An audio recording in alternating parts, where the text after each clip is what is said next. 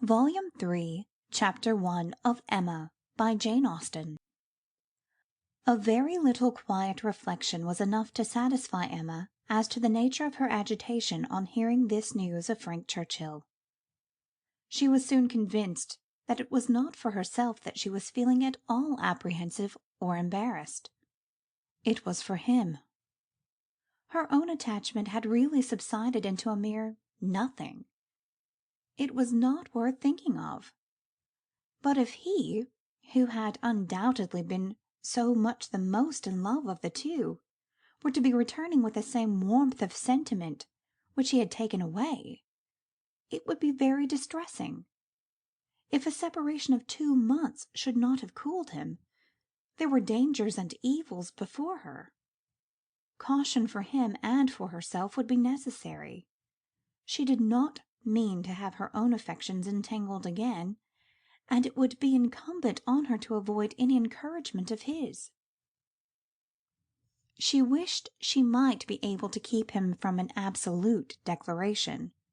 That would be so very painful a conclusion of their present acquaintance, and yet she could not help rather anticipating something decisive. She felt as if the spring would not pass without bringing a crisis, an event, a something to alter her present composed and tranquil state. It was not very long, though rather longer than Mr. Weston had foreseen, before she had the power of forming some opinion of Frank Churchill's feelings. The Inscombe family were not in town quite so soon as had been imagined, but he was at Highbury very soon afterwards. He rode down for a couple of hours. He could not yet do more, but as he came from Randalls immediately to Hartfield, she could then exercise all her quick observation, and speedily determine how he was influenced, and how she must act. They met with the utmost friendliness. There could be no doubt of his great pleasure in seeing her, but she had an almost instant doubt of his caring for her as he had done, of his feeling the same tenderness in the same degree. She watched him well. It was a clear thing he was less in love than he had been. Absence, with the conviction probably of her indifference, had produced this very natural and very desirable effect. He was in high spirits, as ready to talk and laugh as ever, and seemed delighted to speak of his former visit, and recur to old stories. And he was not without agitation. It was not in his calmness that she read his comparative difference. He was not calm. His spirits were evidently fluttered. There was restlessness about him. Lively as he was, it seemed a liveliness that did not satisfy himself, and what decided her belief on the subject was his staying only a quarter of an hour, and hurrying away to make other calls in Highbury. He had seen a group of old acquaintances in the street as he passed. He had not stopped. He would not stop for more than a word, but he had the vanity to think they would be disappointed if he did not call, and much as he wished to stay longer at Hartfield, he must hurry off. She had no doubt as to his being less in love, but neither his agitated spirits nor his hurrying away seemed like a perfect cure, and she was rather inclined to think it implied a dread of her returning power, and a discreet resolution of not trusting himself with her long. This was the only visit from Frank Churchill in the course of 10 days. He was often hoping, intending to come, but was always prevented. His aunt could not bear to have him leave her. Such was his own account at Randalls. If he were quite sincere, if he really tried to come, it would be inferred that Mrs. Churchill's removal to London had been of no service to the wilful or nervous part of her disorder. That she was really ill was very certain. He had declared himself convinced of it at Randalls. Though much might be fancy, he could not doubt, when he looked back, that she was in a weaker state of health than she had been half a year ago. He did not believe it to proceed from anything that care and medicine might not remove, or at least that she might not have many years of existence before her. But he could not be prevailed on, by all his father's doubts to say that her complaint were merely imaginary, or that she was as strong as ever. It soon appeared that London was not the place for her. She could not endure its noise. Her nerves were under continual irritation and suffering, and by the 10 days' end her nephew's letter to Randalls communicated a change of plan. They were going to remove immediately to Richmond. Mrs. Churchill had been recommended to the medical skill of an eminent person there, and had otherwise a fancy for the place. A ready furnished house in a favourite spot was engaged, and much benefit expected from the change. Emma heard that Frank wrote in the highest spirits of this arrangement, and seemed most fully to anticipate the blessing of having 2 months before him of such near neighbourhood to many dear friends. For the house was taken for May and June. She was told that now he wrote with the greatest confidence of being often with them, almost as often as he could even wish. Emma saw how Mr. Weston understood these joyous prospects. He was considering her as the source of all the happiness they offered. She hoped it was not so. 2 months must bring it to the proof. Mr. Weston's own happiness was indisputable. He was quite delighted. It was the very circumstance he could have wished for. Now it would be really having Frank in their neighbourhood. What were 9 miles to a young man? An hour's ride. He would be always coming over. The difference in that respect of Richmond and London was enough to make the whole difference of seeing him always and seeing him never. 16 miles, nay 18, it must be full 18 to Manchester Street, was a serious obstacle. Were he ever able to get away, the day would be spent in coming and returning. There was no comfort in having him in London. He might as well be at Enscombe. But Richmond was the very distance for easy intercourse. Better than nearer. One good thing was immediately brought to a certainty by this removal: the ball at the Crown. It had not been forgotten before, but it had been soon acknowledged vain in an attempt to fix a day. Now, however, it was absolutely to be. Every preparation was resumed, and very soon after the Churchills had removed to Richmond, a few lines from Frank to say that his aunt felt already much better for the change, and that he had no doubt of being able to join them for 24 hours at any given time, induced them to name as early a day as possible. Mr. Weston's ball was to be a real thing. A very few to-morrows stood between the young people of Highbury and happiness. Mr. Woodhouse was resigned. The time of year lightened the evil to him.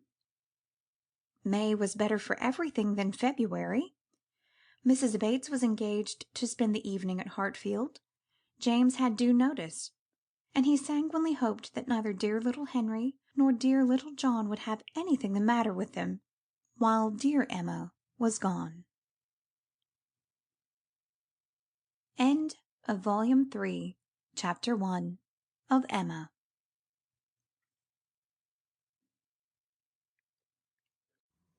Volume 3, Chapter 2 of Emma, by Jane Austen. No misfortune occurred, again, to prevent the ball. The day approached, the day arrived, and after a morning of some anxious watching, Frank Churchill, in all the certainty of his own self, reached Randalls before dinner, and everything was safe. No second meeting had there yet been between him and Emma. The room at the Crown was to witness it. But it would be better than a common meeting in a crowd. Mr. Weston had been so very earnest in his entreaties of her arriving there as soon as possible after themselves, for the purpose of taking her opinion as to the propriety and comfort of the rooms before any other persons came, that she could not refuse him, and must therefore spend some quiet interval in the young man's company. She was to convey Harriet, and they drove to the Crown in good time, and Randall's party just sufficiently before them.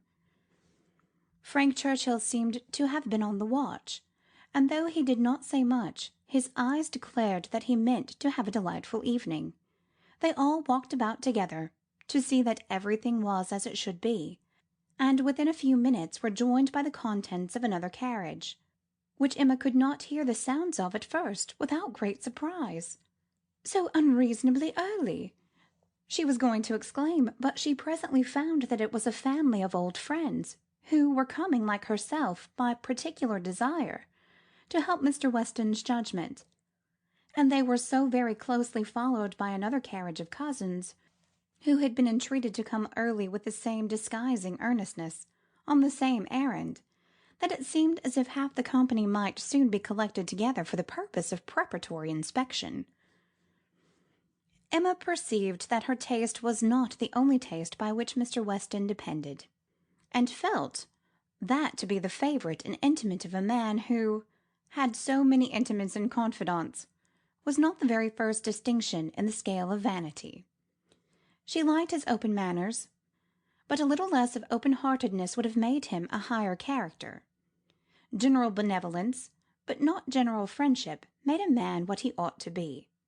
She could fancy such a man. The whole party walked about and looked and praised again, and then, having nothing else to do, formed a sort of half-circle round the fire to observe in their various modes, till other subjects were started that, though May, a fire in the evening were still very pleasant. Emma found that it was not Mr. Weston's fault that the party of privy councillors was not yet larger. They had stopped at Mrs. Bates's door to offer the use of their carriage, but the aunt and niece were to be brought by the Eltons. Frank was standing by her, but not steadily. There was a restlessness which showed a mind not at ease. He was looking about. He was going to the door. He was watching for the sound of other carriages, impatient to begin, or afraid of being always near her. Mrs. Elton was spoken of. "I think she must be here soon," said he. "I have a great curiosity to see Mrs. Elton. I have heard so much of her. Cannot be long, I think, before she comes." A carriage was heard. He was on the move immediately, but coming back, said, "I'm forgetting that I'm not acquainted with her. I've never seen either Mr. or Mrs. Elton. I've no business to put myself forward." Mr. and Mrs. Elton appeared, and all the smiles and all the proprieties passed. "But Miss Bates and Miss Fairfax," said Mr. Weston, looking about. "We thought you were to bring them." The mistake had been slight. The carriage was sent for them now. Emma longed to know what Frank's first opinion of Mrs. Elton might be, how he was affected by the studied elegance of her dress and her smiles of graciousness. He was immediately qualifying himself to form an opinion, by giving her very proper attention after the introduction had passed. In a few minutes the carriage returned. Somebody talked of rain. "I will see that there are umbrellas, sir," said Frank to his father. "Miss Bates must not be forgotten." And away he went. Mr. Weston was following, but Mrs. Elton detained him, to gratify him by her opinion of his son, and so briskly did she begin, that the young man himself, though by no means moving slowly, could hardly be out of hearing. "A very fine young man indeed, Mr. Weston. You know I candidly told you I should form my own opinion, and I am happy to say that I am extremely pleased with him. You may believe me, I never compliment. I think him a very handsome young man, and his manners are precisely what I like and approve. So truly the gentleman, without the least conceit or puppyism.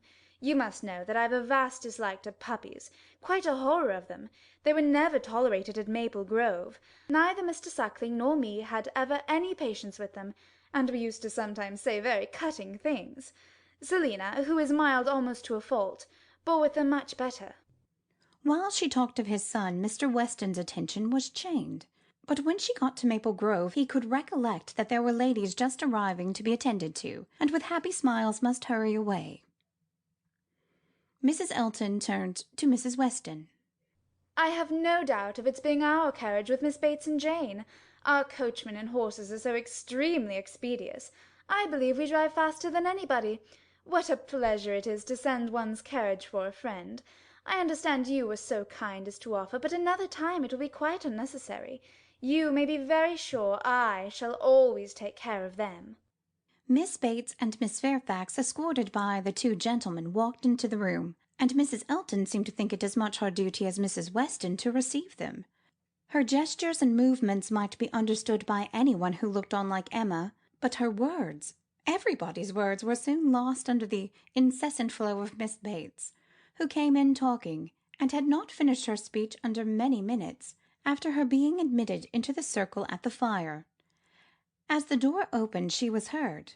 "So very obliging of you. No rain at all, nothing to signify. I do not care for myself. Quite thick shoes, and Jane declares, well." As soon as she was within the door, "Well, this is brilliant indeed. This is admirable. Excellently contrived, upon my word. Nothing wanting. Could not have imagined it. So well lighted up. Jane, Jane, look. Did you ever see anything? Oh, Mr. Weston, you must really have had Aladdin's lamp. Good Mrs. Stokes would not know her own room again. I saw her as I came in. She was standing in the entrance. Oh, Mrs. Stokes, said I, but I had not time for more. She was now met by Mrs. Weston. Very well, I thank you, Mum. I hope you are quite well. Very happy to hear it. So afraid you might have a headache, seeing you pass by so often, and knowing how much trouble you must have. Delighted to hear it indeed. Ah, dear Mrs. Elton, so obliged to you for the carriage. Excellent time. Jane and I quite ready. Did not keep the horses a moment. Most comfortable carriage. Oh, I am sure our thanks are due to you, Mrs. Weston, on that score. Mrs. Elton had most kindly sent Jane a note, or we should have been. But 2 such offers in one day. Never were such neighbours. I said to my mother, upon my word, Mum. Thank you, my mother is remarkably well. Gone to Mr. Woodhouse's. I made her take her shawl, for the evenings are not warm, her large new shawl, Mrs. Dixon's wedding present. So kind of her to think of my mother. Bought at Weymouth, you know. Mr. Dixon's choice. There were 3 others, Jane says, which they hesitated about some time. Colonel Campbell rather preferred an olive. My dear Jane, are you sure you did not wet your feet? It was but a drop or 2, but I am so afraid. But Mr. Frank Churchill was so extremely, and there was a mat to step upon. I shall never forget his extreme politeness. Oh, Mr. Frank Churchill, I must tell you my mother's spectacles have never been in fault since. The rivet never came out again. My mother often talks of your good nature. Does not she, Jane? Do not we often talk of Mr. Frank Churchill? Ah, here's Miss Woodhouse. Dear Miss Woodhouse, how do you do? Very well, I thank you, quite well. This is meeting quite in fairyland. Such a transformation. Must not compliment, I know. Eyeing Emma most complacently. That would be rude, but upon my word, Miss Woodhouse, you do look. How do you like Jane's hair? You are a judge. She did it all herself. Quite wonderful how she does her hair. No hairdresser from London, I think, could. Ah, Dr. Hughes, I declare, and Mrs. Hughes. Must go and speak to Dr. and Mrs. Hughes for a moment. How do you do? How do you do? Very well, I thank you. This is delightful, is not it? Where's dear Mr. Richard? Oh, there he is. Don't disturb him. Much better employed talking to the young ladies. How do you do, Mr. Richard? I saw you the other day as you rode through the town. Mrs. Otway, I protest, and good Mr. Otway and Miss Otway and Miss Caroline. Such a host of friends. And Mr. George and Mr. Arthur. How do you do? How do you all do? Quite well. I am much obliged to you. Never better. Don't I hear another carriage? Who can this be? Very likely the worthy Coles. Upon my word, this is charming to be standing about among such friends, and such a noble fire. I am quite roasted. No coffee, I thank you, for me. Never take coffee. A little tea, if you please, sir, by and by. No hurry. Oh, here it comes. Everything's so good. Frank Churchill returned to his station by Emma, and as soon as Miss Bates was quiet, she found herself necessarily overhearing the discourse of Mrs. Elton and Miss Fairfax, who were standing a little way behind her. He was thoughtful. Whether he were overhearing too, she could not determine. After a good many compliments to Jane on her dress and look, compliments very quietly and properly taken, Mrs. Elton was evidently wanting to be complimented herself, and it was. How do you like my gown? How do you like my trimming? How is right done my hair? With many relative questions, all answered with patient politeness. Mrs. Elton then said, Nobody can think less of dress in general than I do, but upon such an occasion as this, when everybody's eyes are so much upon me, and in a compliment to the Westons, who, I have no doubt, are giving this ball chiefly to do me honour. I would not wish to be inferior to others, and I see very few pearls in the room except mine. So Frank Churchill's a capital dancer, I understand. We shall see if our styles suit. A fine young man certainly is Frank Churchill. I like him very well." At this moment Frank began talking so vigorously that Emma could not but imagine that he overheard his own praises, and did not want to hear any more, and the voices of the ladies were drowned for a while, till another suspension brought Mrs. Elton's tones again distinctly forward.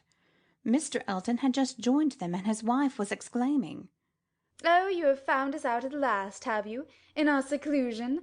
I was this moment telling Jane. I thought you would begin to be impatient for tidings of us." Jane, repeated Frank Churchill, with a look of surprise and displeasure. that is easy. But Miss Fairfax does not disapprove it, I suppose. How do you like Mrs. Elton? Said Emma in a whisper. Not at all. You are ungrateful. Ungrateful? What do you mean?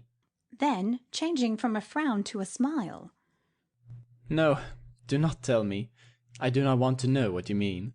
Where is my father? When are we to begin dancing? Emma could hardly understand him. He seemed in an odd humour. He walked off to find his father, but was quickly back again with both Mr. and Mrs. Weston. He had met with them in a little perplexity, which must be laid before Emma. It had just occurred to Mrs. Weston that Mrs. Elton must be asked to begin the ball, that she would expect it, which interfered with all their wishes of giving Emma that distinction. Emma heard the sad truth with fortitude. "And what are we to do for a proper partner for her?" said Mr. Weston. "She will think Frank ought to ask her." Frank turned instantly to Emma to claim her former promise, and boasted himself an engaged man, which his father looked his most perfect approbation of, and it then appeared that Mrs. Weston was wanting him to dance with Mrs. Elton himself, and that their business was to help to persuade him into it, which was done pretty soon. Mr. Weston and Mrs. Elton led the way. Mr. Frank Churchill and Miss Woodhouse followed. Emma must submit to stand second to Mrs. Elton, though she had always considered the ball as particularly for her. It was almost enough to make her think of marrying. Mrs. Elton had undoubtedly the advantage at this time, in vanity completely gratified, for though she had intended to begin with Frank Churchill, she could not lose by the change. Mr. Weston might be his son's superior. In spite of this little rub, however, Emma was smiling with enjoyment, delighted to see the respectable length of the set as it was forming, and to feel that she had so many hours of unusual festivity before her. She was more disturbed by Mr. Knightley's not dancing than by anything else. There he was among the bystanders, where he ought not to be. He ought to be dancing, not classing himself with the husbands, and fathers, and whist-players, who were pretending to feel an interest in the dance till their rubbers were made up. So young as he looked, he could not have appeared to greater advantage perhaps anywhere than where he had placed himself. His tall, firm upper figure, among the bulky forms and stooping shoulders of the elder men, was such as Emma felt must draw everybody's eyes, and excepting her own partner, there was not one among the whole row of young men who could be compared with him. She moved a few steps nearer, and those few steps were enough to prove how gentlemanlike a manner, with what natural grace he must have danced, would he but take the trouble. Whenever she caught his eye, she forced him to smile, but in general he was looking grave. She wished he would love a ballroom better, and could like Frank Churchill better. He seemed often observing her. She must not flatter herself that he thought of her dancing, but if he were criticizing her behaviour, she did not feel afraid. There was nothing like flirtation between her and her partner. They seemed more like cheerful, easy friends than lovers.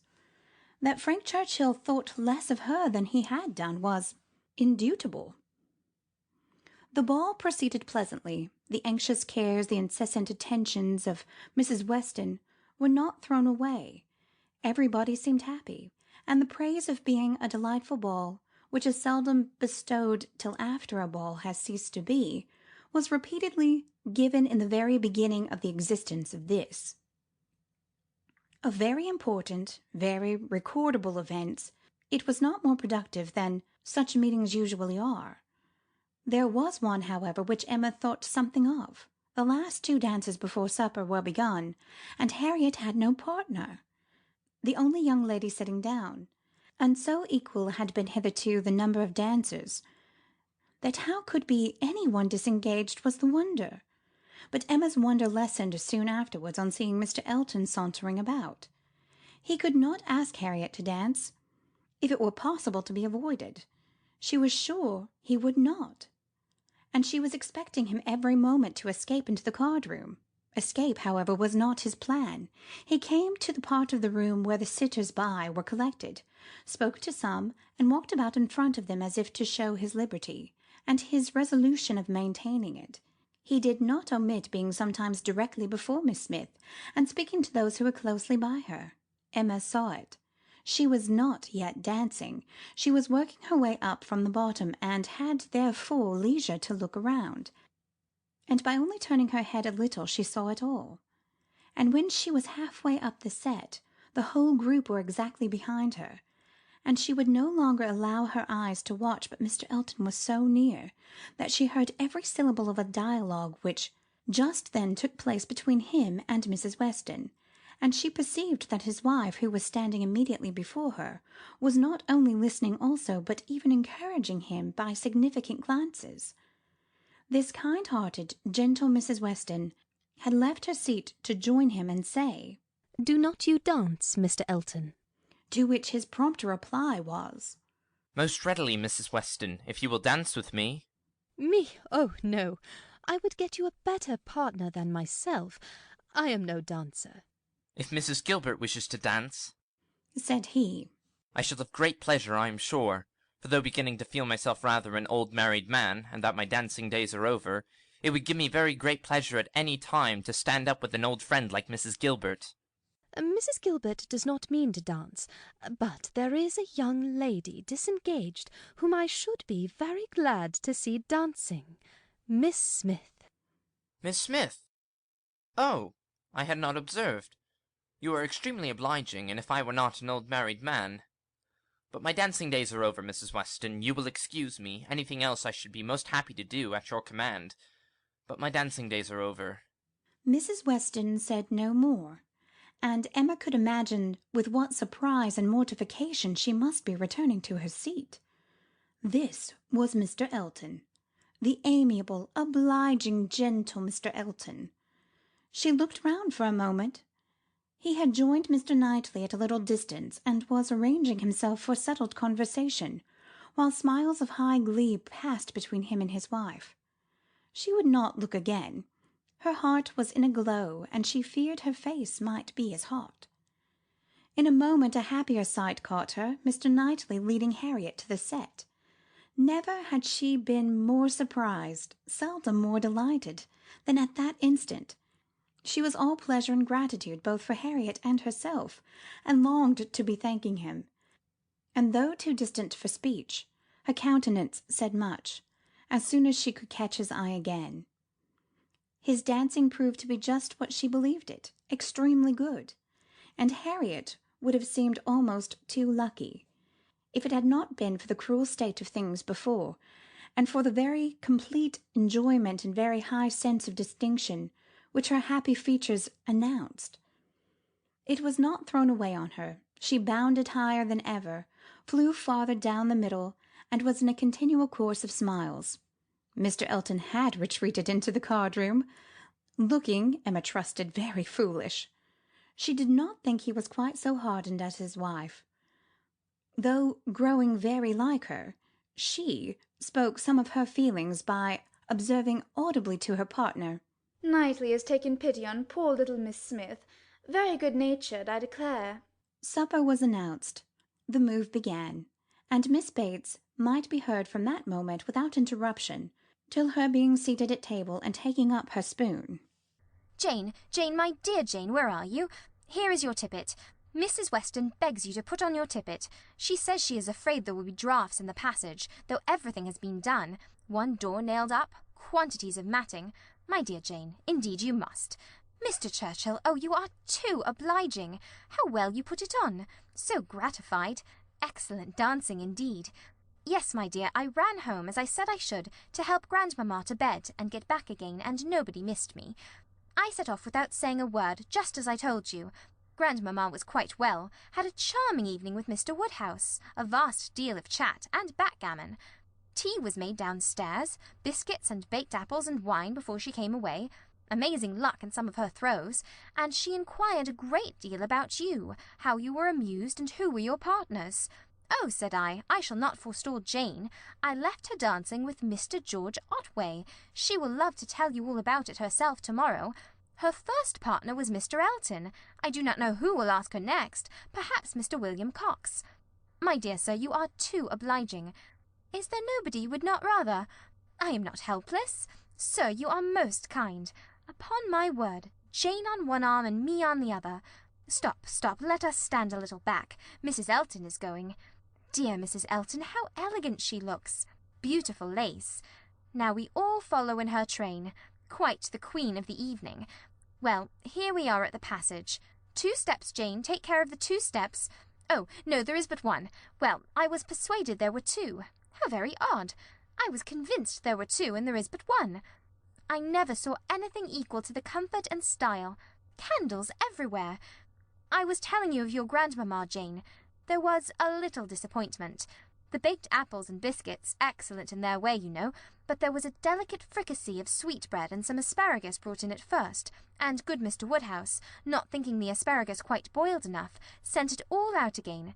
Now, there is nothing Grandmamma loves better than sweetbread and asparagus, so she was rather disappointed, but we agreed we would not speak of it to anybody, for fear of its getting round to dear Miss Woodhouse, who would be so very much concerned. Well, this is brilliant. I am all amazement. Could not have supposed anything. Such elegance and profusion. I have seen nothing like it since... Well, where shall we sit? Where shall we sit? Anywhere, so that Jane is not in a draught. Where I sit is of no consequence. Oh, do you recommend this side? Well, I am sure, Mr. Churchill, only it seems too good, but just as you please. What you direct in this house cannot be wrong. Dear Jane, how shall we ever recollect half the dishes for Grandmamma? Soup, too, bless me! I should not be helped so soon, but it smells most excellent, and I cannot help beginning. Emma had no opportunity of speaking to Mr. Knightley till after supper, but when they were all in the ballroom again, her eyes invited him irresistibly to come to her and be thanked. He was warm in his reprobation of Mr. Elton's conduct. It had been unpardonable rudeness, and Mrs. Elton's looks also received a due share of censure. "They aimed at wounding more than Harriet," said he. "Emma, why is it that they are your enemies?" He looked with smiling penetration, and, on receiving no answer, added, "She ought not to be angry with you, I suspect, whatever he may be. To that surmise you say nothing, of course. But confess, Emma, that you did want him to marry Harriet." I did, replied Emma. and they cannot forgive me. He shook his head, and there was a smile of indulgence with it, and he only said, "I shall not scold you. I leave you to your own reflections." Can you trust me with such flatterers? Does my vain spirit ever tell me I am wrong? Not your vain spirit, but your serious spirit. If one leads you wrong, I am sure the other tells you of it. I do own myself to have been completely mistaken in Mr. Elton. There is a littleness about him which you discovered, and which I did not. And I was fully convinced of his being in love with Harriet. It was through a series of strange blunders. And, in return for your acknowledging so much, I will do you the justice to say that you would have chosen for him better than he has chosen for himself. Harriet Smith has some first-rate qualities, which Mrs. Elton is totally without. An unpretending, single-minded, artless girl, infinitely to be preferred by any man of sense and taste to such a woman as Mrs. Elton. I found Harriet more conversable than I expected." Emma was extremely gratified. They were interrupted by the bustle of Mr. Weston calling on everybody to begin dancing again. "Come, Miss Woodhouse, Miss Otway, Miss Fairfax, what are you all doing? Come, Emma, set your companions the example. Everybody is lazy. Everybody is asleep." I am ready, said Emma. whenever I am wanted. "Whom are you going to dance with?" asked Mr. Knightley. She hesitated a moment, and then replied, "With you, if you will ask me." Will you? said he, offering his hand. "Indeed I will. You have shewn that you can dance, and you know we are not really so much brother and sister as to make it at all improper." Brother and sister? No, indeed. End of Volume 3, Chapter 2 of Emma.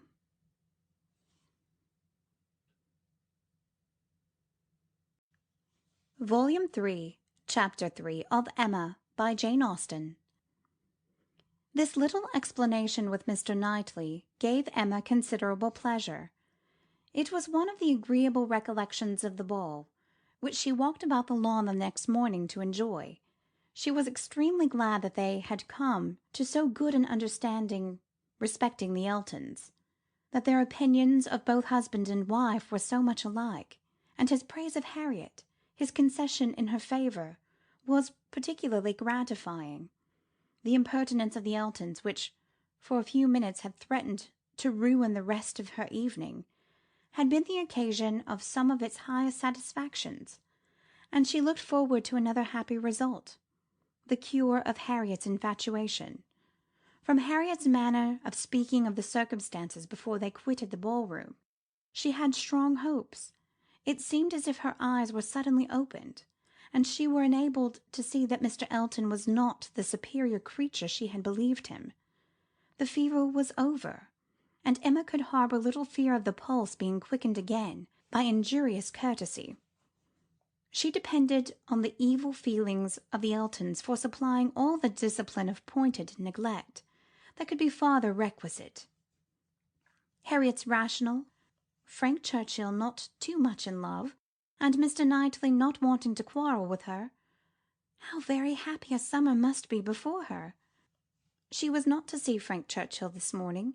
He had told her that he could not allow himself the pleasure of stopping at Hartfield, as he was to be at home by the middle of the day. She did not regret it.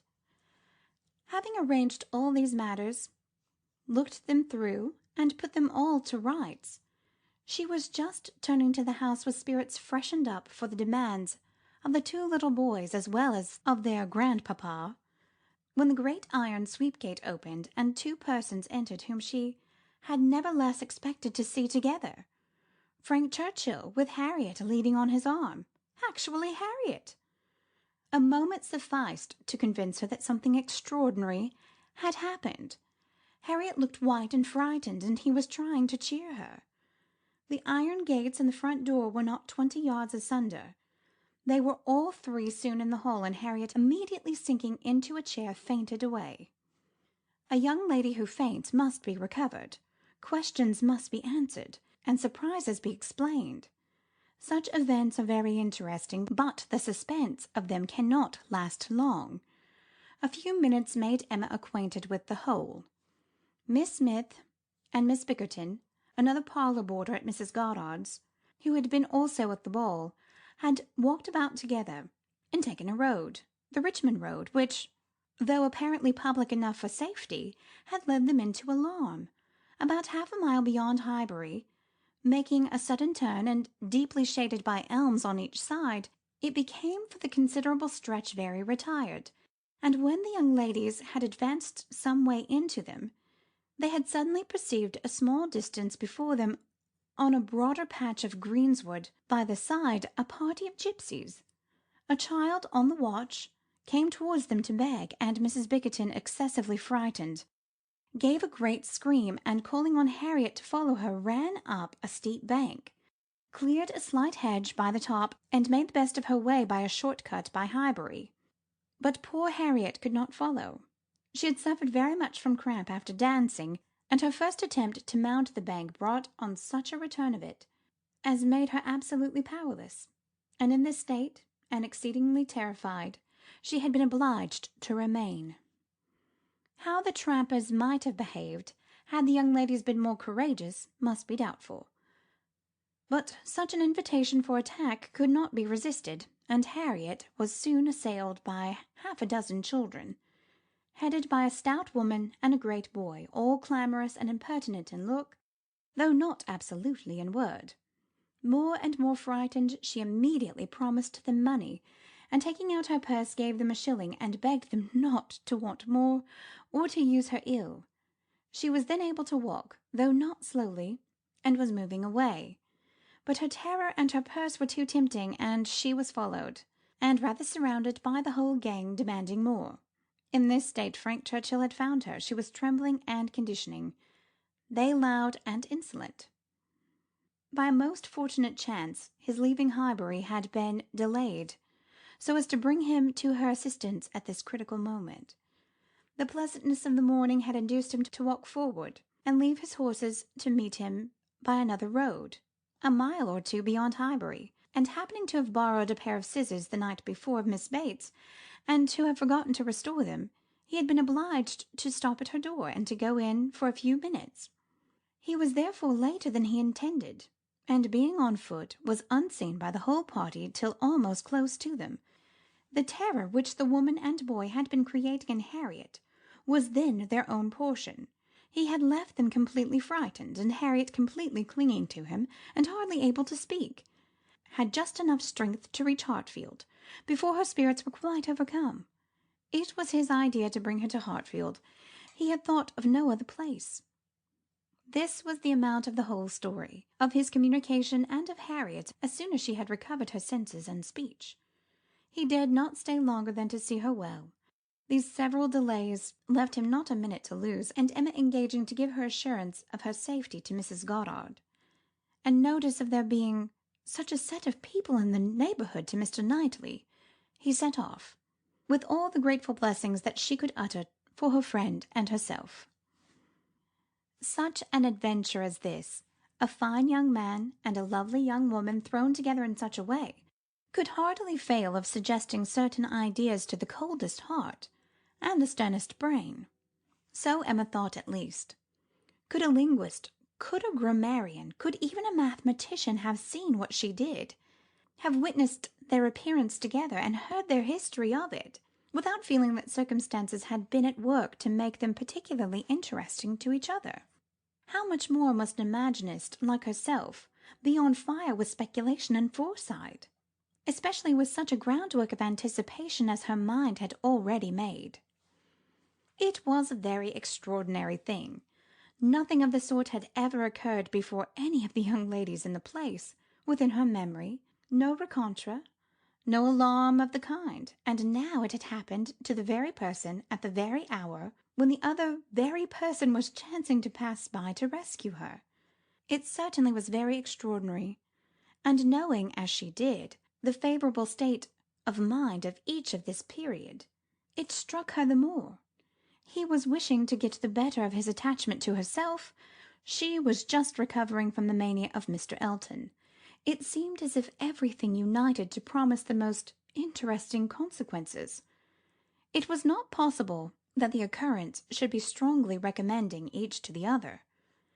In the few minutes' conversation which she had yet had with him, while Harriet had been particularly insensible, he had spoken of her terror, her naivete, her fervour, as she seized and clung to his arm, with a sensibility amused and delighted, and just at last, after Harriet's own account had been given, he had expressed his indignation at the abominable folly of Miss Bickerton in the warmest terms. Everything was to take its natural course, however, neither impelled nor assisted. She would not step a stir, nor drop a hint. No, she had had enough of interference. There could be no harm in a scheme, a mere passive scheme. It was no more than a wish. Beyond it she would on no account proceed. Emma's first resolution was to keep her father from the knowledge of what had passed, aware of the anxiety and alarm it would occasion, but she soon felt that concealment must be impossible. Within half an hour it was known all over Highbury. It was the very event to engage those who talk most, the young and the low, and all the youth and servants in the place were soon in the happiest of frightful news. The last night's ball seemed lost in the gipsies. Poor Mr. Woodhouse trembled as he sat, and, as Emma had foreseen, would scarcely be satisfied without their promising never to go beyond the shrubbery again. It was some comfort to him that many inquiries after himself and Miss Woodhouse, for his neighbours knew that he loved to be inquired after, as well as Miss Smith were coming in during the rest of the day, and he had the pleasure of returning for answer that they were all very indifferent, which, though not exactly true, for she was perfectly well, and Harriet not much otherwise, Emma would not interfere with. She had an unhappy state of health in general for the child of such a man, for she hardly knew what indisposition was, and if he did not invent illnesses for her, she could make no figure in a message. The gipsies did not wait for the operations of justice, they took themselves off in a hurry. The young ladies of Highbury might have walked again in safety before their panic began, and the whole history dwindled soon into a matter of little importance, but to Emma and her nephews. In their imagination it maintained its ground, and Henry and John were still asking every day for the story of Harriet and the gipsies, and still tenaciously setting her right if she varied in the slightest particular from the original recital. End of Volume 3, Chapter 3 of Emma.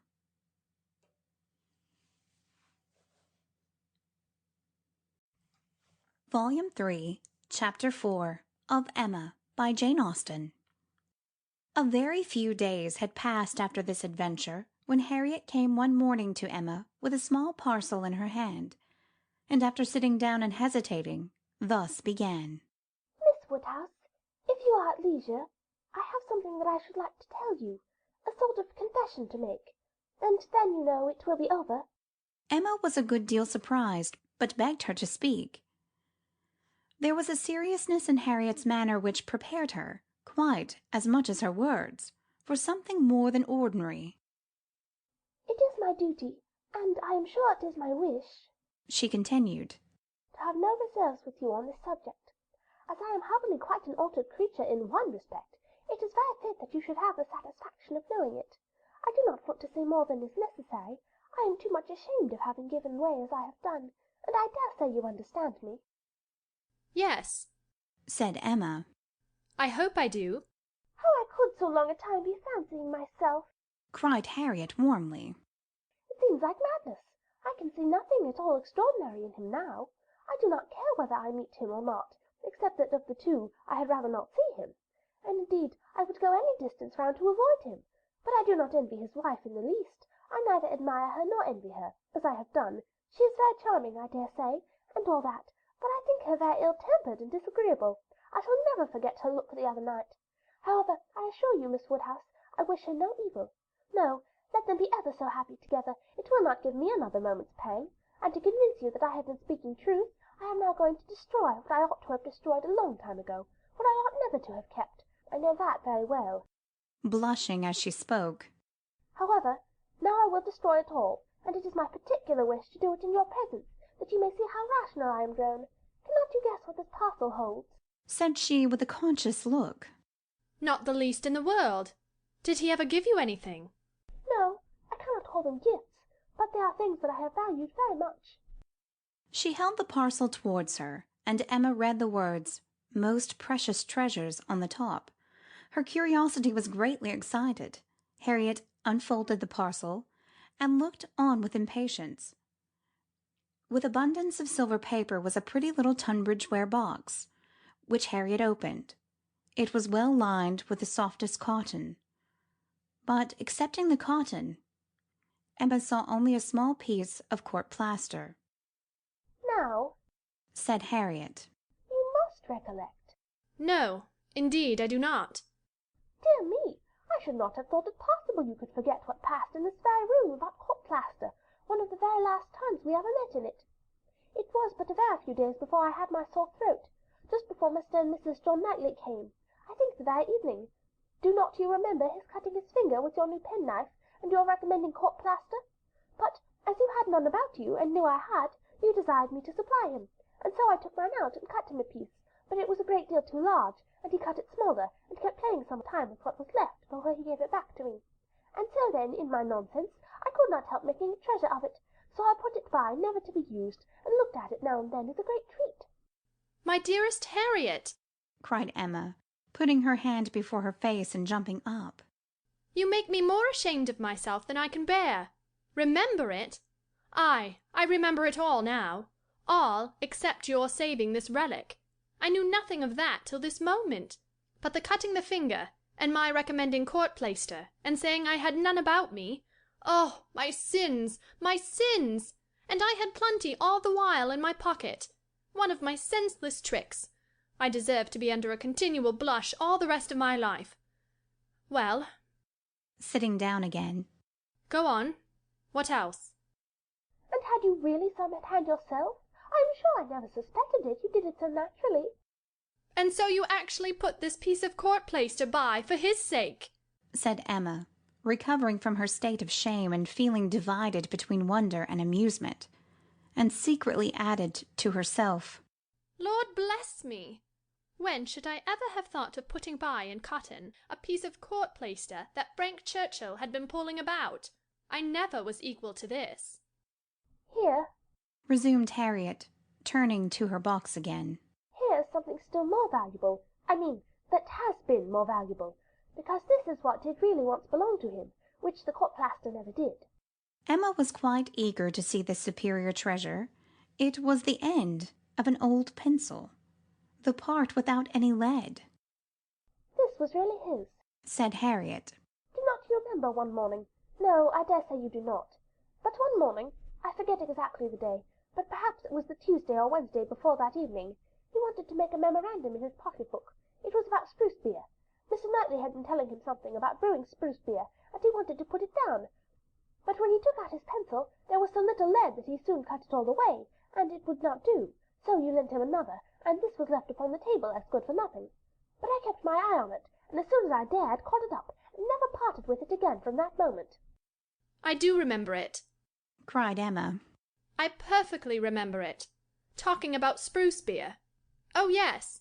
Mr. Knightley and I both saying we liked it, and Mr. Elton seeming resolved to learn to like it too. I perfectly remember it. Stop. Mr. Knightley was standing just here, was not he? I have an idea he was standing just here. Ah, I do not know. I cannot recollect. It was very odd, but I cannot recollect. Mr. Elton was sitting here, I remember, much about where I am now. Well, go on. Oh, that's all. I have nothing more to show you, or to say, except that I am now going to throw the milk behind the fire, and wish you to see me do it. My poor dear Harriet. And have you actually found happiness in treasuring up these things? Yes, simpleton as I was, but I am quite ashamed of it now, and wish I could forget as easily as I can burn them. It was very wrong of me, you know, to keep any remembrances after he was married. I knew it was, but had not resolution enough to part with them. But, Harriet, is it necessary to burn the court plaister? I have not a word to say for the bit of old pencil, but the court plaister might be useful. I shall be happier to burn it, replied Harriet. It has a disagreeable look to me. I must get rid of everything. There it goes, and there's an end, thank heaven, of Mr. Elton. And when, thought Emma, will there be a beginning of Mr. Churchill? She had soon afterwards reason to believe that the beginning was already made, and could not but hope that the gipsy, though she had told no fortune, might be proved to have made Harriet's. After a fortnight of the alarm, she came to a sufficient explanation, and quite undesignedly. Emma was not thinking of it at the moment, which made the information she received more valuable.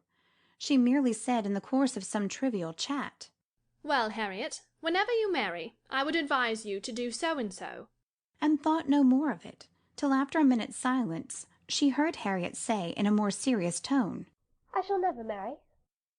Emma looked up and immediately saw how it was, and after a moment's debate as to whether it should pass unnoticed or not, replied, Never marry? This is a new resolution. It is one that I shall never change, however. After another short hesitation, I hope it does not proceed from... I hope it is not in compliment to Mr. Elton. Mr. Elton, indeed, cried Harriet indignantly. Oh, no. And Emma could just catch the words. So superior to Mr. Elton. She then took a longer time for consideration. Should she proceed no farther?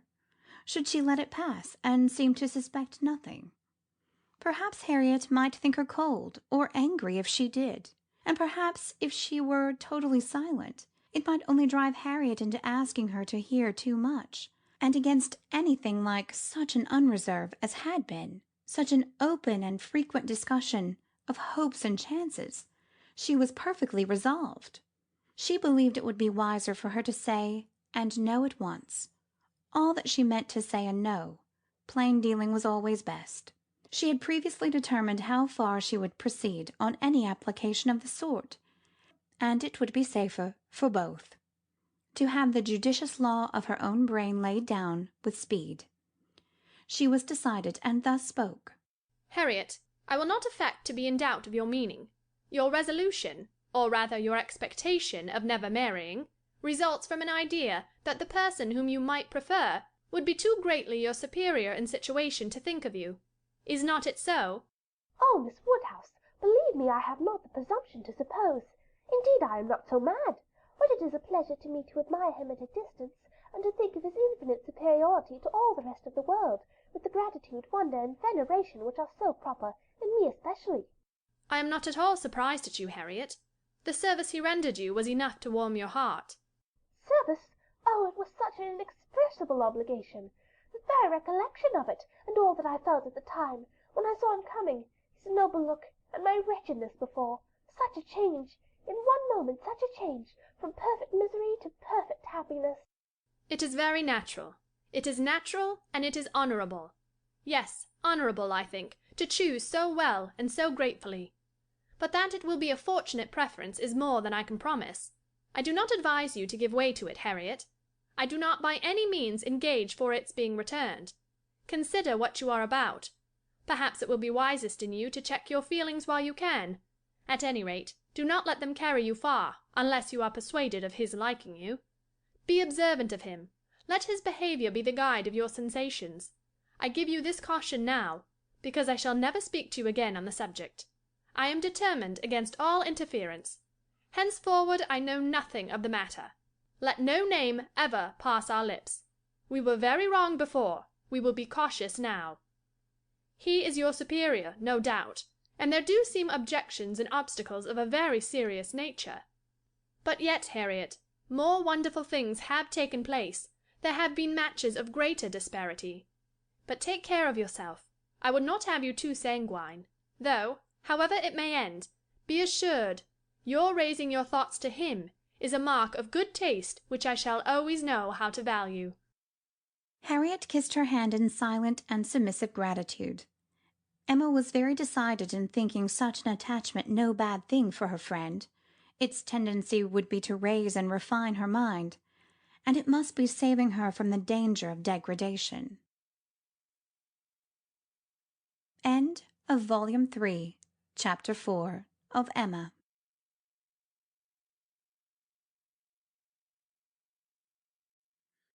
Volume 3, Chapter 5 of Emma, by Jane Austen. In this state of schemes, and hopes, and connivance, June opened upon Hartfield. To Highbury, in general, it brought no material change.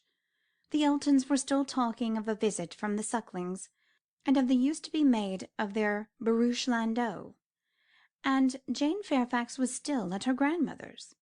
And as the return of the Campbells from Ireland was again delayed, and August instead of midsummer fixed for it, she was likely to remain there full 2 months longer, provided, at least, she were able to defeat Mrs. Elton's activity in her service, and save her from being hurried into a delightful situation against her will.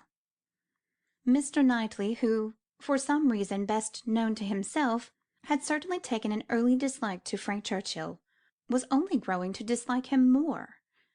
He began to suspect him of some double dealing in his pursuit of Emma. That Emma was his object appeared indisputable.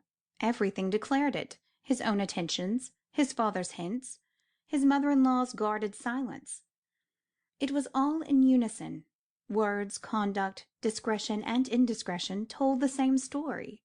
But while so many were devoting him to Emma, and Emma herself making him over to Harriet, Mr. Knightley began to suspect him of some inclination to trifle with Jane Fairfax.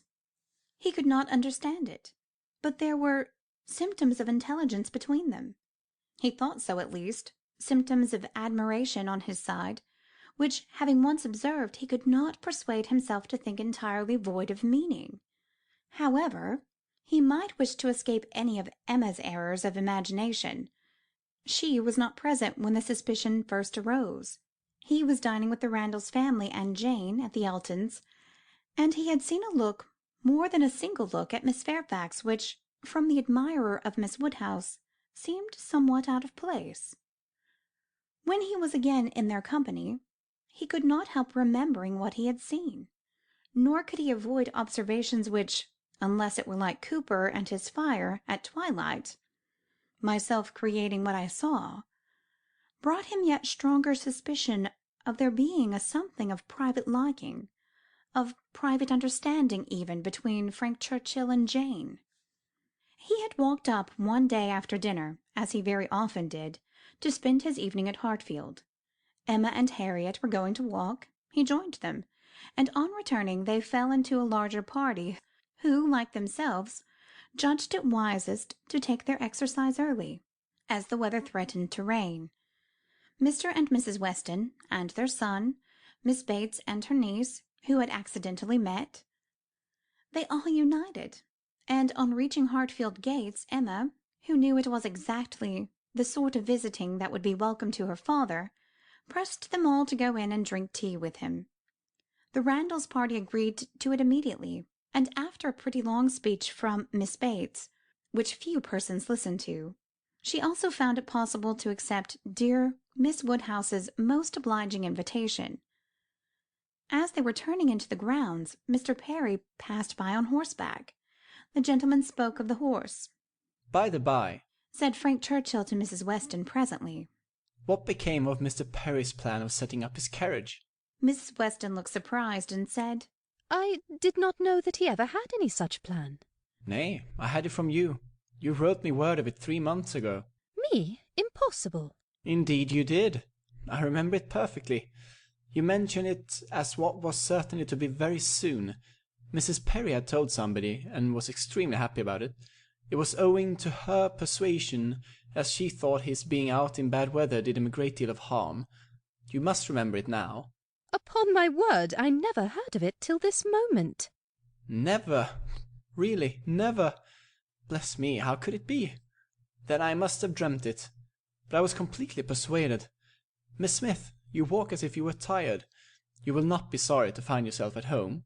What is this? What is this? cried Mr. Weston. About Perry and a carriage? Is Perry going to set up his carriage, Frank?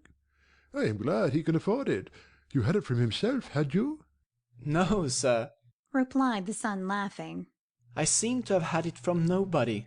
Very odd. I really was persuaded of Mrs. Weston's having mentioned it in one of her letters to Enscombe many weeks ago, with all these particulars. But as she declares she never heard a syllable of it before, of course it must have been a dream. I am a great dreamer. I dream of everybody at Highbury when I am away, and when I have gone through my particular friends, then I begin dreaming of Mr. and Mrs. Perry. It is odd, though, observed his father, that you should have had such a regular connected dream about people whom it was not very likely you should be thinking of at Enscombe. Perry setting up his carriage, and his wife's persuading him to it, out of care for his health. Just what will happen, I have no doubt, some time or other, only a little premature. What an air of probability sometimes runs through a dream, and at others what a heap of absurdities it is. Well, Frank, your dream certainly shows that Highbury is in your thoughts when you are absent. Emma, you are a great dreamer, I think. Emma was out of hearing. She had hurried on before her guests, to prepare her father for their appearance, and was beyond the reach of Mr. Weston's hint. Why, to own the truth, cried Miss Bates, who had been trying in vain to be heard the last 2 minutes.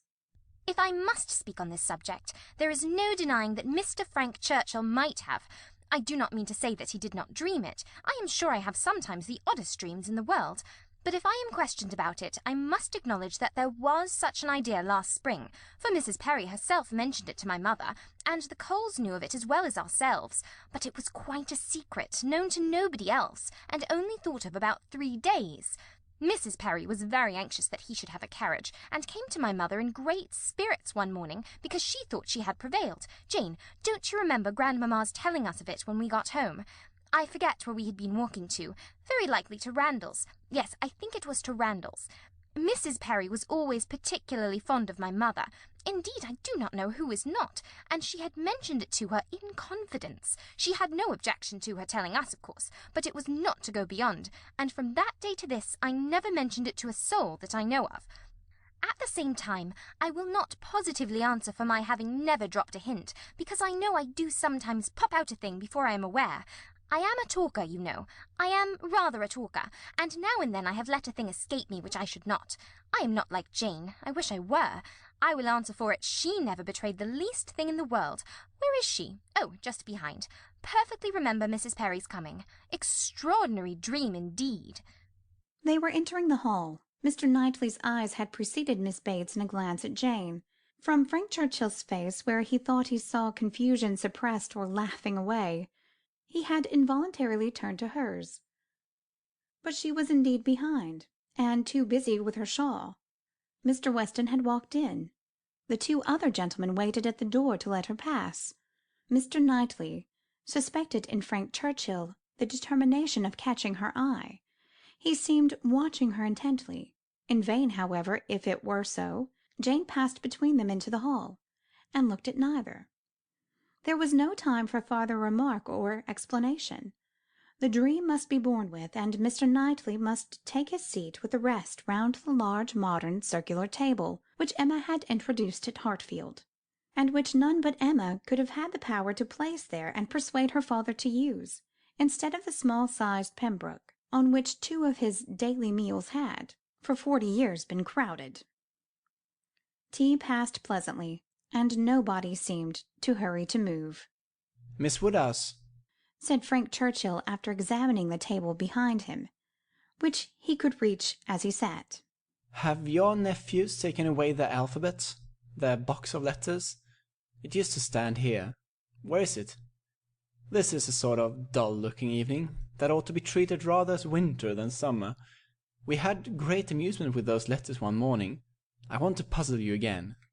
Emma was pleased with the thought, and produced the box. The table was quickly scattered over with letters, which no one seemed so much disposed to employ as their two selves. They were rapidly forming words to each other, or for anybody else who would be puzzled. The quietness of the game made it particularly eligible for Mr. Woodhouse, who had often been distressed by the more animated sort which Mr. Weston had occasionally introduced, and who now sat happily occupied in lamenting, with tender melancholy, over the departure of the two boys, or in fondly pointing out, as he took up any stray letter near him, how beautifully Emma had written it. Frank Churchill placed a word before Miss Fairfax. She gave a slight glance round the table, and applied herself to it. Frank was next to Emma, Jane opposite to them, and Mr. Knightley so placed as to see them all, and it was his object to see as much as he could, with as little apparent observation. The word was discovered, and with a faint smile pushed away. If meant to be immediately mixed with the others, and buried from sight, she should have looked to the table, instead of looking just across, for it was not mixed, and Harriet, eager for every fresh word, and finding out none, directly took it up, and fell to work. She was sitting by Mr. Knightley, and turned to him for help. The word was blunder, and as Harriet exultingly proclaimed it, there was a blush on Jane's cheek, which gave it a meaning not otherwise ostensible. Mr. Knightley connected it with the dream, but how could it be at all, was beyond his comprehension. How the delicacy, the discretion of his favour could have been so lain asleep. He feared there must be some decided involvement. Disingenuousness and double-dealing seemed to meet him at every turn. These letters were but the vehicle for gallantry and trick. It was a child's play, chosen to conceal a deeper game on Frank Churchill's part. With great indignation did he continue to observe him, with great alarm and distrust to observe also his two blinded companions. He saw a short word prepared for Emma, and given to her with a sly look and demur. He saw that Emma had soon made it out and found it highly entertaining, though it was something which she judged it proper to appear to censure, for she said, "Nonsense! For shame!" He heard Frank Churchill next say, with a glance towards Jane, I will give it to her, shall I? And as clearly heard Emma opposing it with eager, laughing warmth. No, no, you must not. You shall not, indeed. It was done, however. This gallant young man, who seemed to love without feeling, and to recommend himself without complaisance, directly handed over the word to Miss Fairfax, and with a peculiar degree of sedate civility entreated her to study it.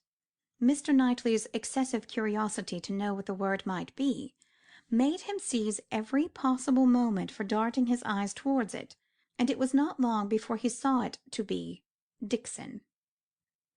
Jane Fairfax's perception seemed to accompany his. Her comprehension was certainly more equal to the covert meaning, the superior intelligence of those 5 letters so arranged.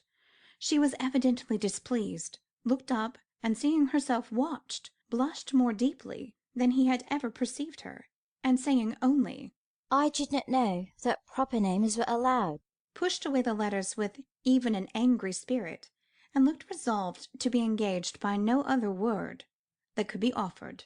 Her face was averted from those who had made the attack, and turned towards her aunt. Ay, very true, my dear, cried the latter, though Jane had not spoken a word. I was just going to say the same thing. It is time for us to be going indeed. The evening is closing in, and grandmamma will be looking for us. My dear sir, you are too obliging. We really must wish you good night. Jane's alertness in moving proved her as ready as her aunt had preconceived. She was immediately up, and wanting to quit the table, but so many were also moving that she could not get away, and Mr. Knightley thought he saw another collection of letters anxiously pushed towards her, and resolutely swept away by her unexamined. She was afterwards looking for her shawl. Frank Churchill was looking also. It was growing dusk, and the room was in confusion, and how they parted Mr. Knightley could not tell. He remained at Hartfield after all the rest, his thoughts full of what he might have seen, so full that when the candles came to assist his observation, he must, yes, he certainly must as a friend, an anxious friend, give Emma some hint, ask her some question. He could not see in her some situation of danger without trying to preserve her. It was his duty. Pray, Emma, said he, may I ask in what lay the great amusement, the poignant sting of the last word given to you and Miss Fairfax? I saw the word, and am curious to know how it could be so very entertaining to the one, and so very distressing to the other. Emma was extremely confused. She could not endure to give him the true explanation, for though her suspicions were by no means removed, she was really ashamed of having imparted them. Oh, she cried in evident embarrassment. It all meant nothing, a mere joke among ourselves. The joke, he replied gravely, seemed confined to you and Mr. Churchill. He had hoped she would speak again, but she did not.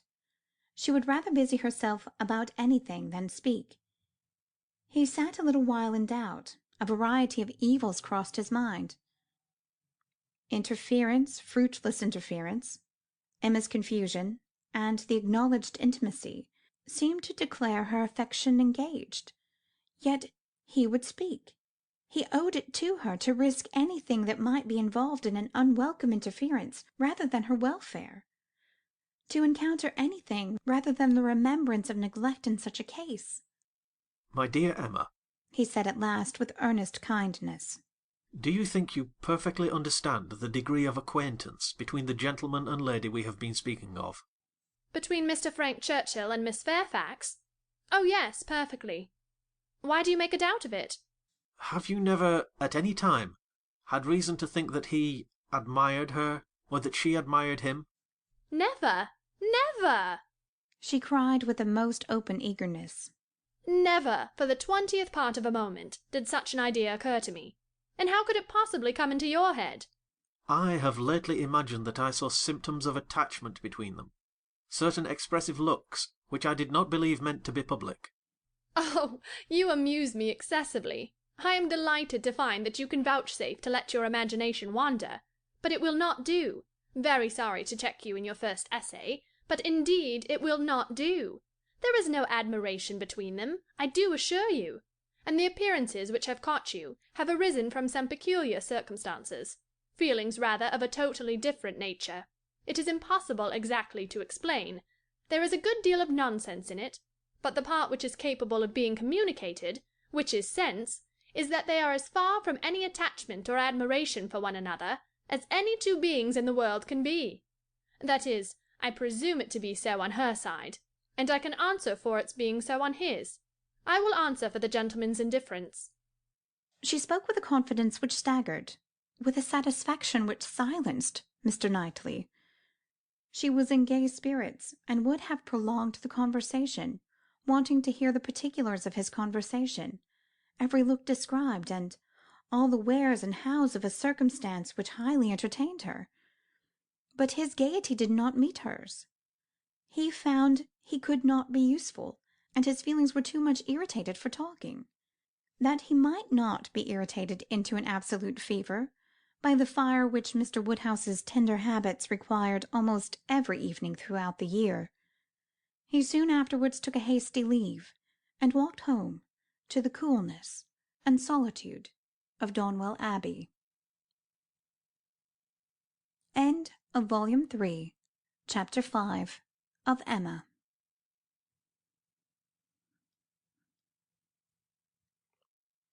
Volume 3, Chapter 6 of Emma, by Jane Austen.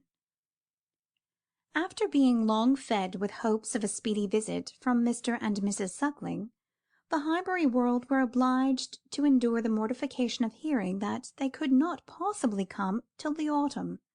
No such importation of novelties could enrich their intellectual stores at present. In the daily interchange of news they must be again restricted to the other topics with which for a while the Sucklings' coming had been united, such as the last accounts of Mrs. Churchill, whose health seemed every day to supply a different report, and the situation of Mrs. Weston, whose happiness it was to be hoped might eventually be as much increased by the arrival of a child, as that of all their neighbours was by the approach of it.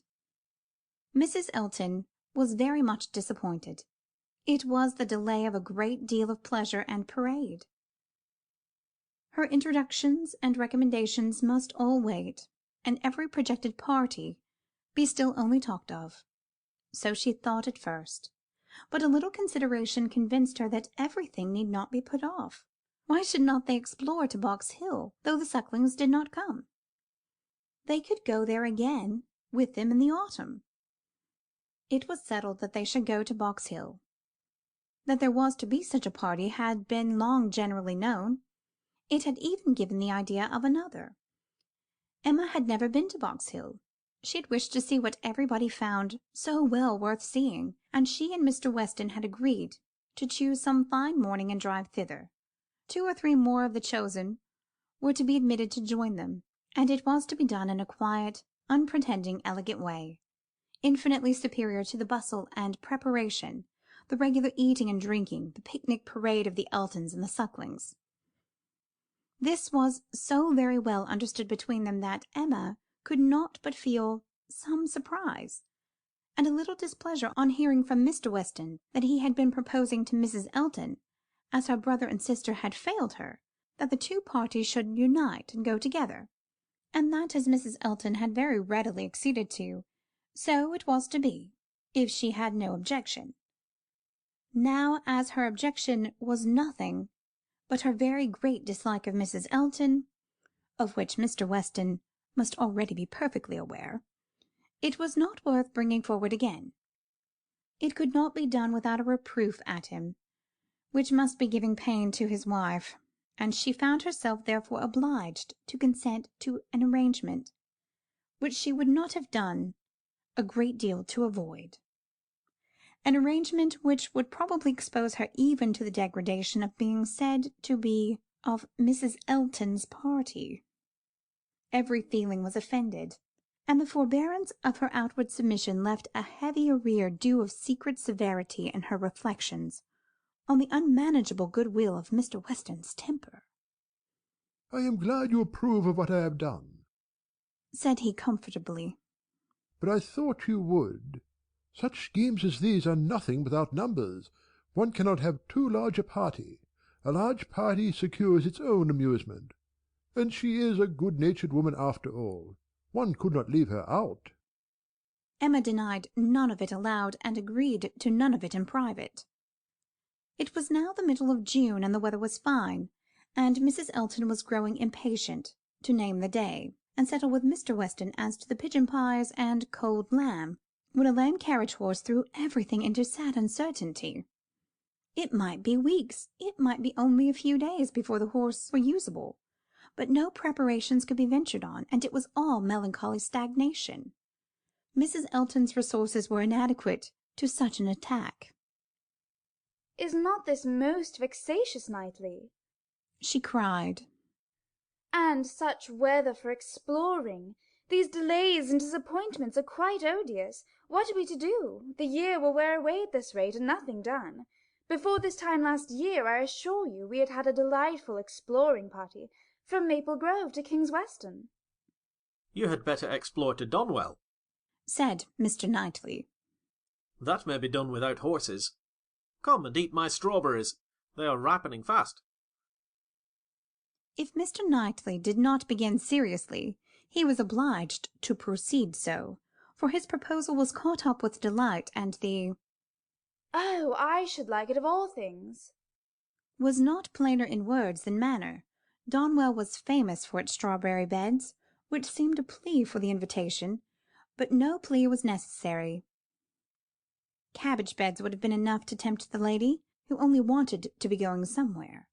She promised him again and again to come, much oftener than he doubted, and was extremely gratified by such a proof of intimacy, such a distinguishing compliment as she chose to consider it. "You may depend upon me," said she.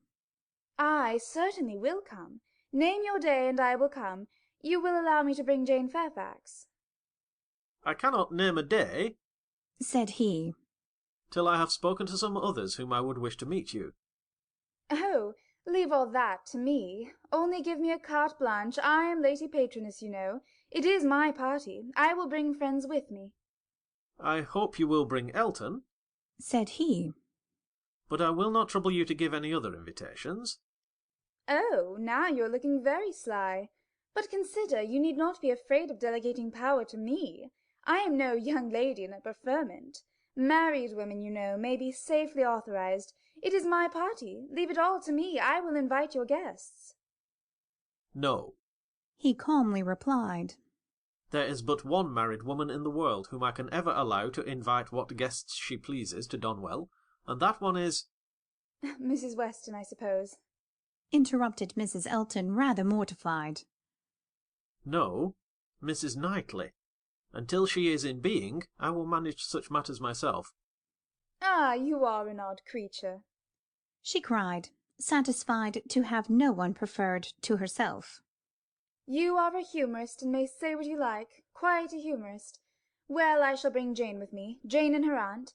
The rest I leave to you. I have no objections at all to meeting the Hartfield family. Don't scruple. I know you are attached to them."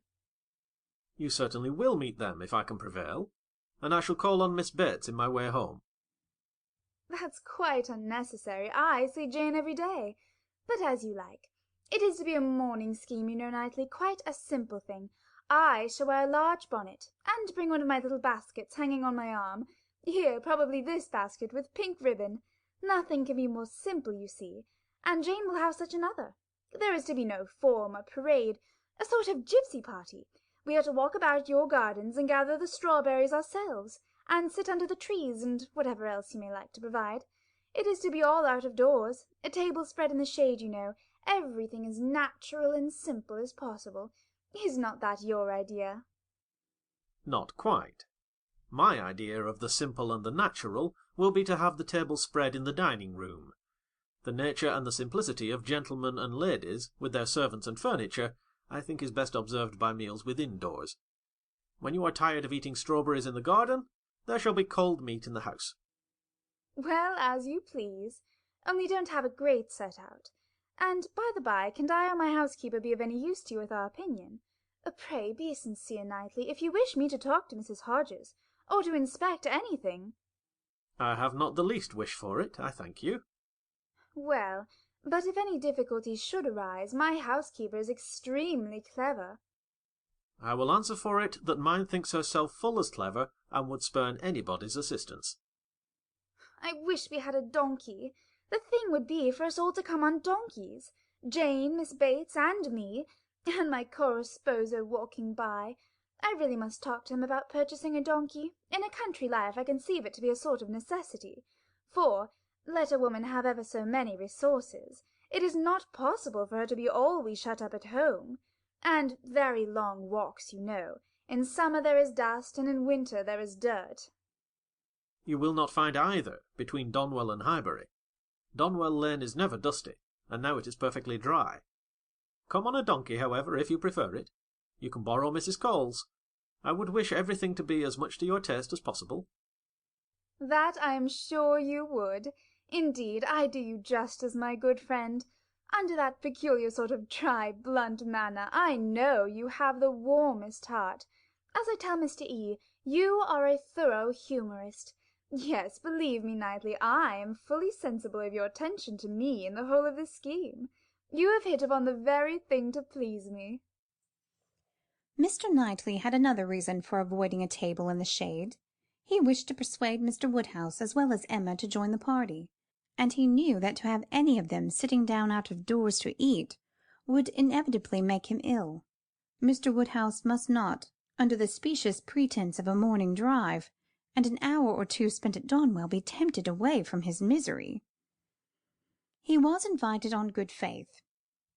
No lurking horrors were to upbraid him for his easy credulity. He did consent. He had not been at Donwell for 2 years. Some very fine morning he and Emma and Harriet could go very well, and he could sit still with Mr. Weston, while the dear girls walked about the gardens. He did not suppose they could be damp now in the middle of the day. He should like to see the old house again exceedingly, and should be very happy to meet Mr. and Mrs. Elton, and any of his neighbours. He could not see any objection to all of his and Emma's and Harriet's going there some very fine morning. He thought it very well done of Mr. Knightley to invite them. Very kind and sensible. Much cleverer than dining out. He was not fond of dining out. Mr. Knightley was fortunate in everybody's most ready concurrence.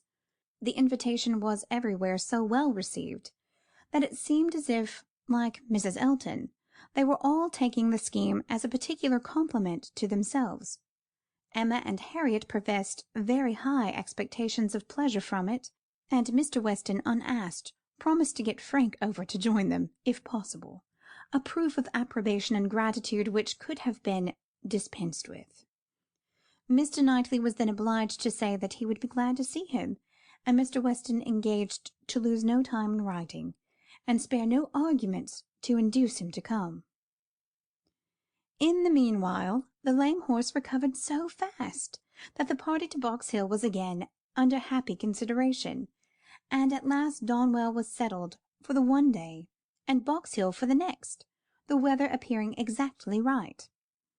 Under a bright midday sun, at almost midsummer, Mr. Woodhouse was safely conveyed in his carriage, with one window down, to partake of this al fresco party, and in one of his most comfortable rooms in the Abbey, especially prepared for him by a fire all the morning. He was happily placed, quite at his ease, ready to talk with pleasure of what had been achieved, and advise everybody to come and sit down, and not to heat themselves. Mrs. Weston, who seemed to have walked there on purpose to be tired, and sit all the time with him, remained, when all the others were invited and persuaded out, his patient listener and sympathizer. It was so long since Emma had been at the Abbey, that as soon as she was satisfied of her father's comfort, she was glad to leave him, and look around her, eager to refresh and correct her memory with more particular observation, more exact understanding of a house and grounds which must ever be so interesting to her and all her family. She felt all the honest pride and complacency which her alliance with the present and future proprietor could fairly warrant, as she viewed the respectable size and style of the building, its suitable, becoming, characteristic situation, low and sheltered, its ample garden stretching down to meadows washed by a stream, of which the Abbey, with all its old neglect of prospect, had scarcely a sight, and its abundance of timber and rows and avenues, which neither fashion nor extravagance had rooted up. This house was larger than Hartfield, and totally unlike it, covered a good deal of ground, rambling and irregular, with many comfortable and one or two handsome rooms. It was just what it ought to be, and it looked what it was, and Emma felt an interesting respect for it, as the residence of a family of such true gentility, untainted in blood and understanding. Some faults of temper John Knightley had, but Isabella had connected herself unexceptionably. She had given them neither men, nor names, nor places that could raise a blush. These were pleasant feelings, and she walked about and indulged them till it was necessary to do as others did, and collect round the strawberry beds. The whole party were assembled excepting Frank Churchill, who was expected every moment from Richmond, and Mrs. Elton, in all her apparatus of happiness, her large bonnet and her basket, were very ready to lead the way in gathering, accepting, or talking. Strawberries, and only strawberries, could now be thought or spoken of. The best fruit in England, everybody's favourite, always wholesome. These the finest beds, and finest sorts, delightful to gather for oneself. The only way of really enjoying them. Morning decidedly the best time, never tired, every sort good. Hot boy infinitely superior, no comparison. The others hardly eatable. Hot boys very scarce. Chili preferred. Whitewood finest flavour at all. Price of strawberries in London. Abundance about Bristol. Maple Grove.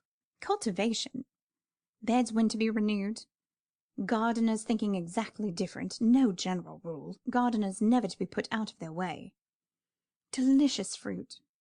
Only too rich to be eaten much of. Inferior to cherries. Currants more refreshing.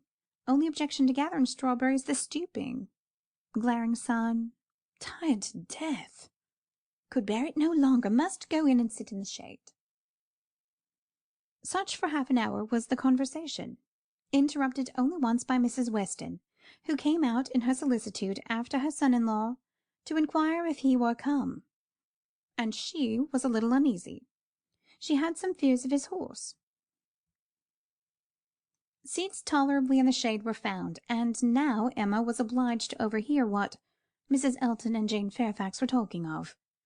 A situation, a most desirable situation, was in question. Mrs. Elton had received notice of it that morning, and was in raptures. It was not with Mrs. Suckling, it was not with Mrs. Bragg, but in felicity and splendour it fell short only of them. It was with a cousin of Mrs. Bragg, an acquaintance of Mrs. Suckling, a lady known at Maple Grove. Delightful, charming, superior, first circles, spheres, lines, ranks, everything, and Mrs. Elton was wild to have the offer closed with immediately. On her side all was warmth, energy, and triumph, and she positively refused to take her friend's negative, though Miss Fairfax continued to assure her that she would not at present engage in anything, repeating the same motives which she had been heard to urge before. Still Mrs. Elton insisted on being authorised to write an acquaintance by the morrow's post. How Jane could bear it at all was astonishing to Emma. She did look vexed, she did speak pointedly, and at last, with a decision of action unusual to her, proposed a removal. Should they not walk? Would not Mr. Knightley show them the gardens, all the gardens? She wished to see the whole extent. This pertinacity of her friend seemed more than she could bear. It was hot, and after walking some time over in the gardens in a scattered, dispersed way, scattered any three together, they insensibly followed one another to the delicious shade of a broad, short avenue of limes, which, stretching across the garden at equal distance from the river, seemed the finish of the pleasure grounds. It led to nothing, nothing but a view of the end over a low stone wall with high pillars, which seemed intended in their erection to give the appearance of an approach to the house, which never had been there. Disputable, however, as might be the taste of such a termination, it was in itself a charming walk, and the view which closed it extremely pretty. The considerable slope, at nearly the foot of which the abbey stood, gradually acquired the steeper form beyond its grounds, and at half a mile distant was a bank of considerable abruptness and grandeur, well clothed with wood, and at the bottom of its bank, favourably placed and sheltered, rose the Abbey Mill farm, with meadows in front, and the river making a close and handsome curve of it. It was a sweet view, sweet in the eye and the mind. English verdure, English culture, English comfort, seen under a sun bright without being oppressive. In this walk Emma and Mr. Weston found all the others assembled, and toward this view she immediately perceived Mr. Knightley and Harriet, distinct from the rest, quietly leading the way. Mr. Knightley and Harriet! It was an odd tête-à-tête, but she was glad to see it. There had been a time when he would have scorned her as a companion, and turned from her with a little ceremony. Now they seemed in pleasant conversation. There had been a time also when Emma would have been sorry to see Emma in a spot so favourable for the Abbey Mill farm. But now she feared it not.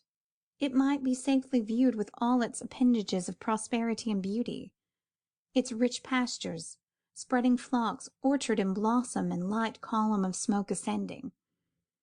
She joined them at the wall, and found them engaged in talking more than in looking around. He was giving Harriet information as to the modes of agriculture, etc., and Emma received a smile, which seemed to say, "These are my own concerns. I have a right to talk on such subjects, without being suspected of introducing Robert Martin." She did not suspect him. It was too old a story. Robert Martin had probably ceased to think of Harriet. They took a few turns together along the walk. The shade was most refreshing, and Emma found it the pleasantest part of the day. The next remove was to the house. They must all go in and eat, and they were seated and busy, and still Frank Churchill did not come. Mrs. Weston looked and looked in vain. His father would not own himself uneasy, and laughed at her fears, and she could not be cured of wishing that he would part with his black mare. He had expressed himself as coming, with more than common certainty. His aunt was so much better, that he had not a doubt of getting over to them.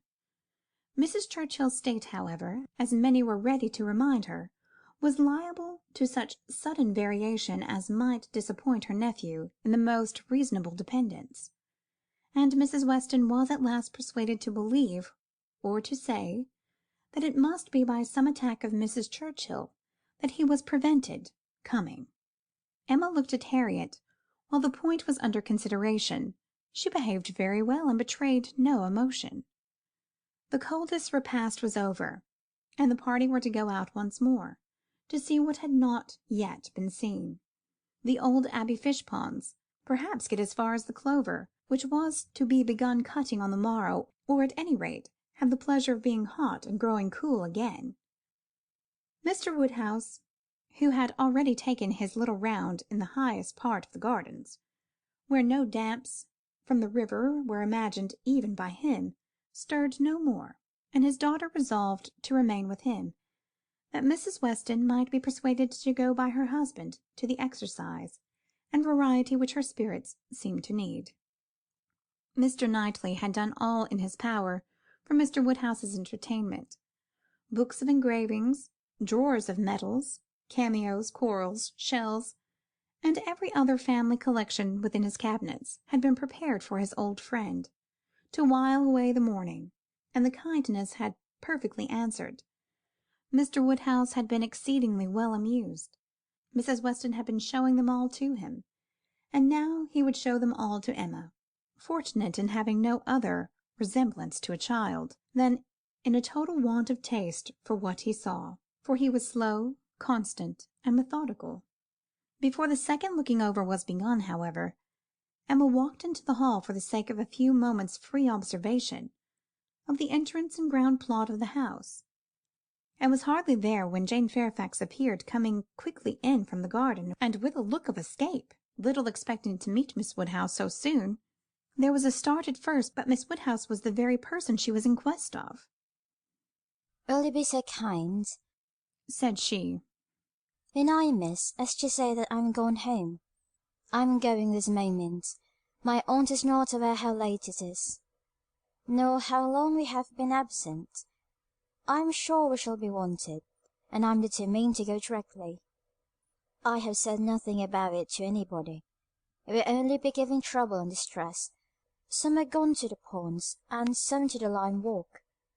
Till they all come in, I shall not be missed. And when they do, will have the goodness to say that I am gone." "Certainly, if you wish it. But you are not going to walk to Highbury alone?" "Yes. What should hurt me? I walk fast. I shall be at home in 20 minutes. "But it is too far, indeed it is, to be walking quite alone. Let my father's servant go with you. Let me order the carriage. It can be round in 5 minutes." Thank you. But on no account. I would rather walk. And for me to be afraid of walking alone, I, who may so soon have to guard others." She spoke with great agitation, and Emma very feelingly replied, "That can be no reason for your being exposed to danger now. I must order the carriage. The heat even would be danger. You are fatigued already." "I am," she answered. "I'm fatigued, but it's not the sort of fatigue. Quick walking will refresh me. Miss Woodhouse, we all know at times what it is to be wearied in spirits. Mine, I confess, are exhausted. The greatest kindness you can show me will be to let me have my own way, and only say that I am gone when it is necessary." Emma had not another word to oppose. She saw it all, and entered into her feelings, promoted her quitting the house immediately, and watched her safely off with the zeal of a friend.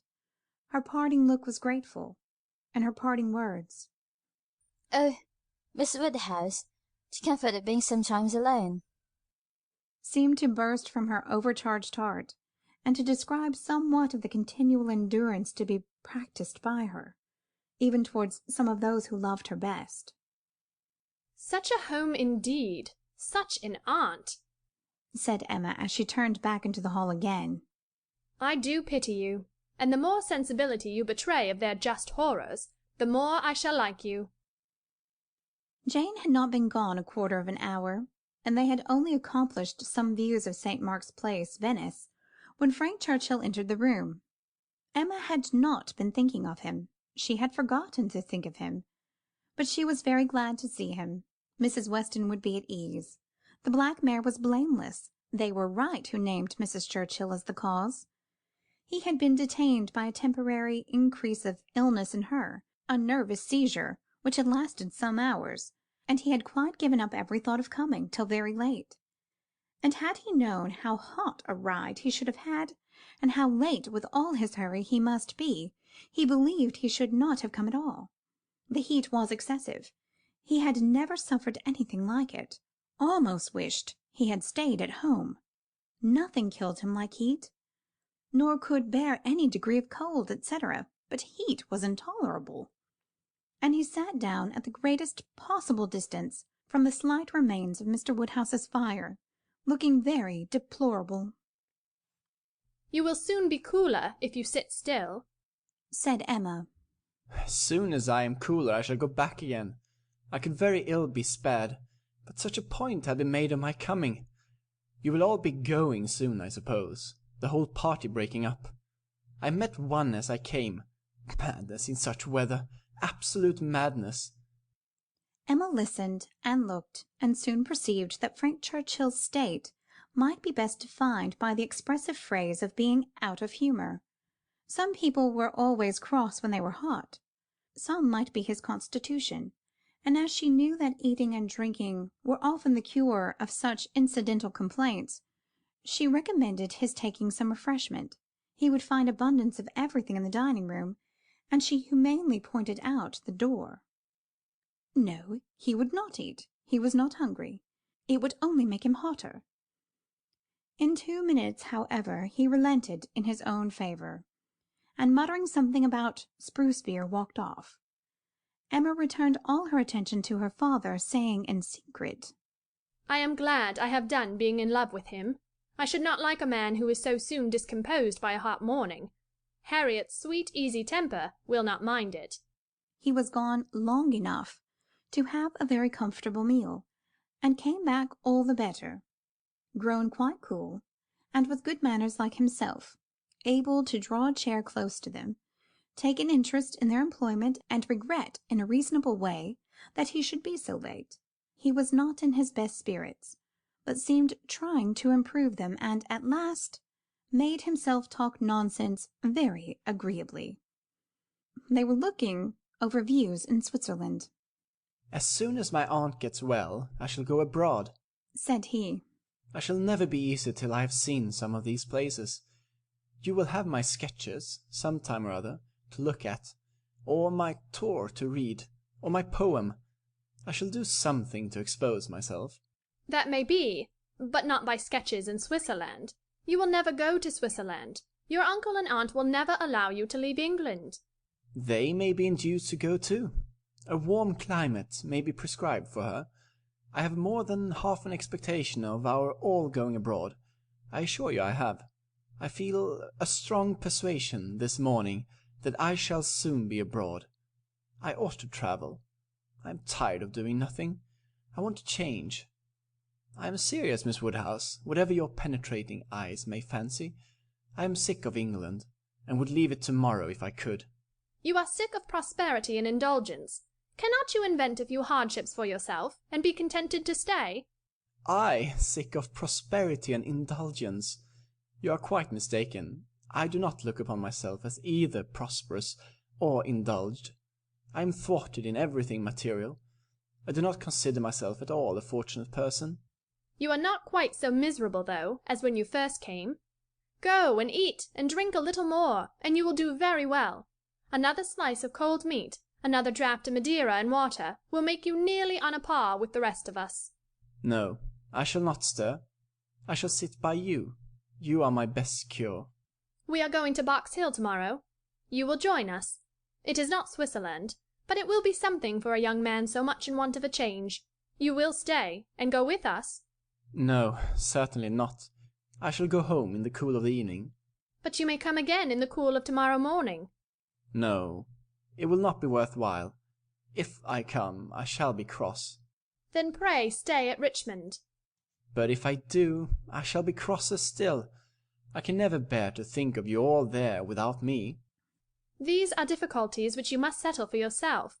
Choose your own degree of crossness. I shall press you no more. The rest of the party were now returning, and all were soon collected. With some there was great joy at the sight of Frank Churchill, others took it very composedly, but there was a very general distress and disturbance on Miss Fairfax's disappearance being explained. That it was time for everybody to go concluded the subject, and with a short final arrangement for the next day's scheme they parted. Frank Churchill's little inclination to exclude himself increased so much that his last words to Emma were, Well, if you wish me to stay and join the party, I will. She smiled her acceptance, and nothing less than a summons from Richmond was to take him back before the following evening. End of Volume 3, Chapter 6 of Emma.